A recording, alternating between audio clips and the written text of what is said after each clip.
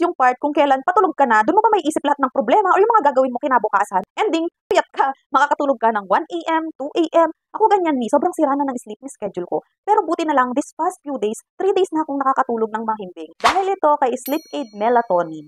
Grabe yung effect nito sa akin Biruin nyo, isang tablet lang iniinumin ko, 30 to 45 minutes makakatulog na ako. Tapos, etong Sleep Aid, meron siyang 60 capsules for only 398 pesos. Imagine, 60 capsules, so kung i-divide mo in 60 days, parang nasa around 7 pesos lang yung kailangan mo. Why not, di ba Kung yung kapalit naman, makakatulog ka ng maayos.